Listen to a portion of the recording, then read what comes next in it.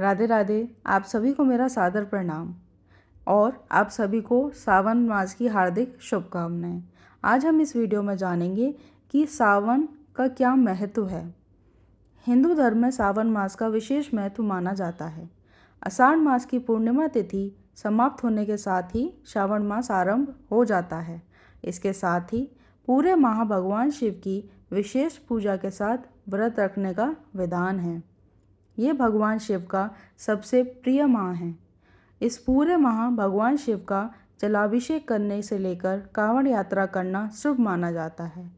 धार्मिक मान्यताओं के अनुसार श्रावण माह के दौरान भगवान शिव की पूजा करने से कई गुना अधिक शुभ फलों की प्राप्ति होती है और हर तरह के दुख दर्द से निजात मिल जाता है।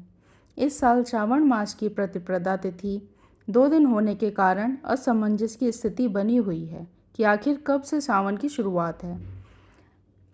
श्रावण मास कृष्ण पक्ष की प्रतिपदा तिथि के साथ श्रावण माह का आरंभ हो चुका है, जो कि आज 11 जुलाई से लेकर 9 अगस्त 2025 तक सावन माह रहेगा। सावन की शिवरात्रि का दिन निशिता काल यानी अर्धरात्रि को पूजा करना शुभ माना जाता है। इसीलिए श्रावण शिवरात्रि का पर्व 23 जुलाई 2025 बुधवार को मनाया जाएगा। इस साल सावन के 4 सोमवार हैं, 14 जुलाई, 21 जुलाई, 28 जुलाई और 4 अगस्त। अब हम जानते हैं कि इसके पीछे की कथा या क्या कहानी है या सावन का इतना विशेष महत्व क्यों है। मार्कंडू ऋषि के पुत्र मार्कंडेय ने लंबी उम्र के लिए सावन माह में ही घोर तप कर शिव की प्राप्ति की थी, जिससे मिली मंत्र शक्तियों के सामने मृत्यु के देवता यमराज भी नतमस्तक हो गए थे। भगवान शिव को सावन का महीना प्रिय होने का अन्य कारण यह भी है कि भगवान शिव सावन के महीने में पृथ्वी पर अवतरित होकर अपने ससुराल गए थे और वहाँ उनका स्वागत जलाभिषेक से किया गया था। माना जाता है कि प्रत्येक वर्ष सावन माह में भगवान शिव अपने ससुराल आते हैं। भूलोक वासियों के लिए कृपा पाने का यह उत्तम समय होता है। पौराणिक कथा यह भी है कि इसी सावन मास में समुद्र मंथन किया गया था। समुद्र मंथने के बाद जो हलाहल विष निकला, उसे भगवान शिव ने कंठ में समाहित कर सृष्टि की रक्षा की, लेकिन विषपान से महादेव का कंठ नीलवर्ण हो गया, इसीलिए उनका नाम नीलकंठ महादेव पड़ा। विष के प्रभाव को कम करने के लिए सभी देवी देवताओं ने उन्हें जल अर्पित किया, इसीलिए शिवलिंग पर जल चढ़ाने का खास महत्व है। यही वजह है कि श्रावण मास में भोले को जल चढ़ाने से विशेष फल की प्राप्ति होती है।